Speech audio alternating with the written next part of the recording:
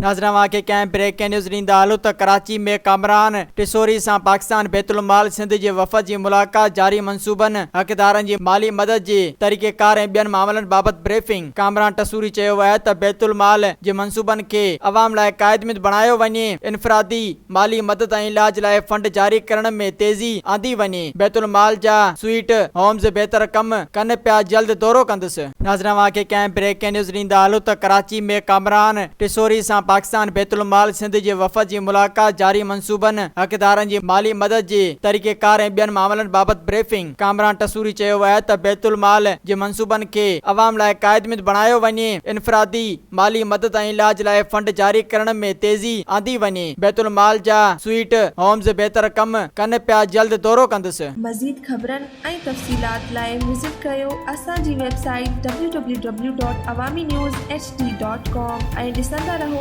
Awami news HD।